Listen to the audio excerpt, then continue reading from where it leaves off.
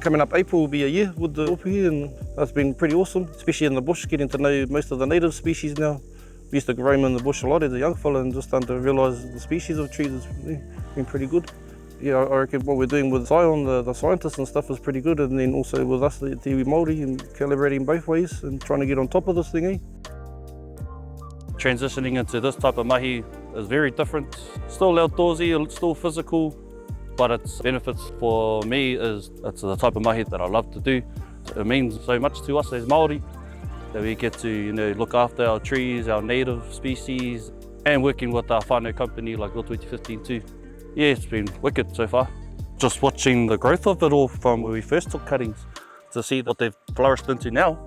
That's quite interesting to see our science perspective on it all, talking to a few of the scientists from Zion, get their whakaaro on everything, and as compared to ours, the end goal is the same, but there's different lanes you could always go just to reach the same goal. Previous life, I was a police officer. For 10 years, I was looking for a new direction, and this opportunity arose. Read the advert, job description, and it suited me. It was based out at home, out at Rotoiti, working with the people that I've known for a lot of years, and just building my knowledge of where I live and what I have around me was a big draw card for me to this job. Post-COVID, I ended up doing kiwi fruit and learning that process, but this is such a cool project. The position got advertised through Rotoiti 15 and I looked at it and I sat on it, but working for a Māori trust, being outdoors, it said there was lots of walking, and that side interested me, but the science side of it. So a real big thing for me about this project is being able to be Māori and the joy of that, the opportunity and the freedom of that.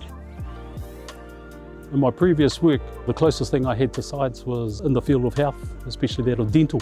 But in saying that, I can now attribute what I used to know, and it connects to what I'm currently knowing and learning to our field work as well.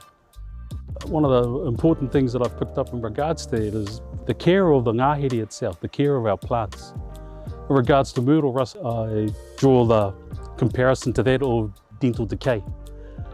In that sense, there's a way that can be controlled. And in regards to decay, the control there is for the individual to make the choice of, you're going to do this, you're going to eat this is going to happen to your teeth.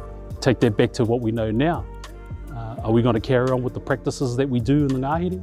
Are we going to continue, or are we going to change to be a lot more aware of the health and well-being of our ngāhere and our plants? A lot of the ngāhere, a lot of the plants that we're now looking at, I've always taken for granted because here we're spoiled rotten in knowing that we've got a lush green forest here. Growing up, I ignored all of that stuff, and the only care that came through growing up was how we looked after our garden, how we looked after the area that we lived in. You can draw those comparisons to what we're currently doing now, which is how we're going to take care of our native plants with what's been impacting on it in a big negative way.